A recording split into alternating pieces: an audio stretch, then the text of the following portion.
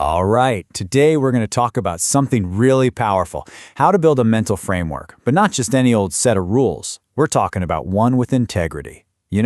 One that can actually handle the real world, one that bends but doesn't break. Let's get into it. This is the question, right? Every single day we are just bombarded with information, with opinions, not to mention our own thoughts swirling around.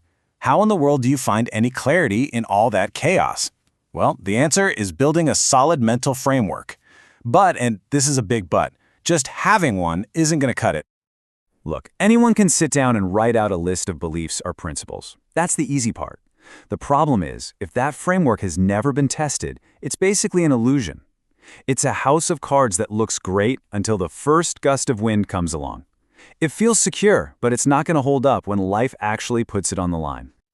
So, here's our game plan for today. We're going to tackle this in 3 parts. First, how to actually stress test your framework. Then, we'll get into the big danger, the rigidity trap, and how to stay out of it. And finally, we'll look at what it means to live in total alignment with your own principles.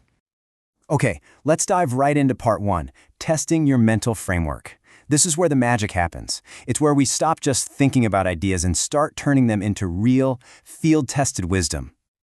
This quote really gets to the heart of it. Testing your ideas isn't about some big, scary final exam to prove you're right. No way! It's about finding the little cracks and weak spots when the stakes are low. It's about making your mistakes cheap so you can learn and adapt without that paralyzing fear of messing up. And why is this so critical? Well, because testing is what keeps you from getting stuck in your ways. It prevents that mental rigidity. It builds genuine confidence in the ideas that actually work, and maybe most importantly, it shines a huge spotlight on your blind spots and basically trains you to be more adaptable.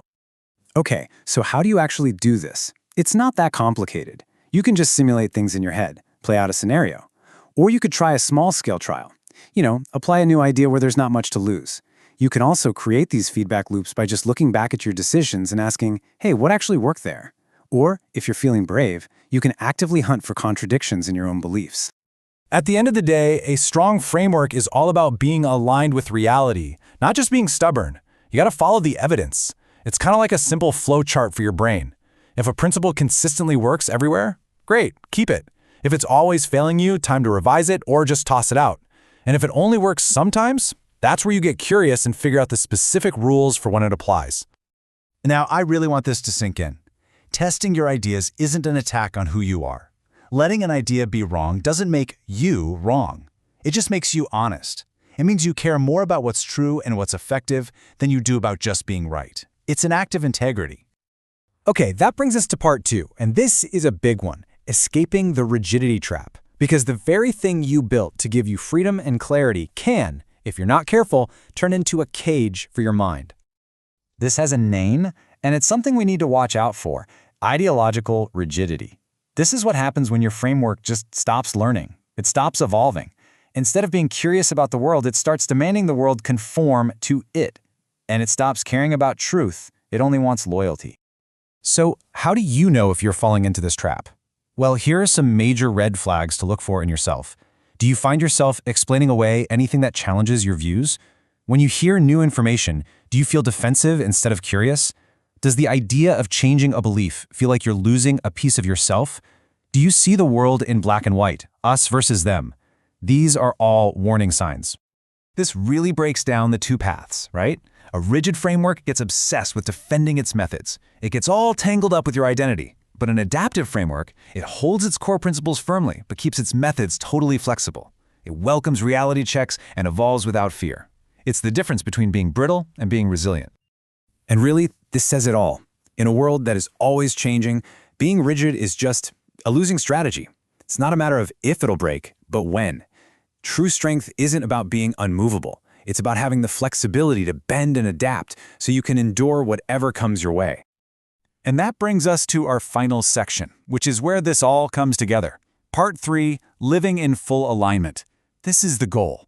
This is where your framework stops being this separate tool you pull out sometimes and just becomes the way you live your life. So what exactly is life alignment? You can think of it as coherence in motion. It's that beautiful state where there's no gap between what you say you believe and what you actually do. Your principles are crystal clear, your decisions flow right from them, and your actions reflect your values, especially when the pressure is on. Let's make this super practical. How does this work in a real moment of decision? Well, first, your principles act as your anchor. They hold you steady. Then, they become the filter through which you see all your options. And that clarity allows you to act in a way that truly reflects what matters most to you. Anchor, filter, act. But here's a crucial point that's easy to miss. This isn't just some cold, logical process. It's deeply emotional.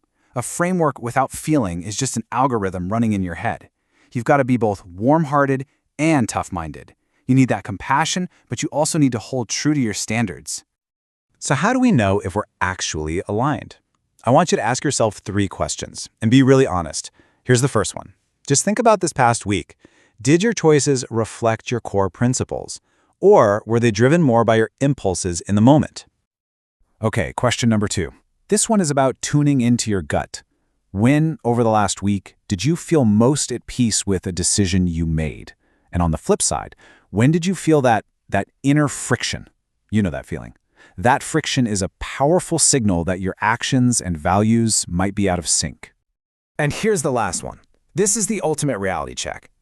I want you to forget what you say your values are. If a total stranger just watched your life for a month, your actions, your choices, how you spend your time, what would they conclude your true values are? Because the pattern of our choices tells the real story. So why do all this hard work? Well, the payoff is absolutely immense. You start to deeply trust yourself. You become way less dependent on what other people think. You can adapt to whatever life throws at you without losing your sense of self. And you live with so many fewer regrets because your choices are coming from the person you've consciously decided to be. It's not just one thing. It all comes together to create this incredible sense of holistic strength. You get that self-trust, that independence, that adaptability, and that deep peace of mind that can only come from a life that's truly aligned. So, we'll end here. Your mental framework isn't just some abstract idea or an intellectual hobby. It is the operating system for your life. It's running in the background of every choice you make. And so the real question, the one I want to leave you with is this: is yours ready for reality?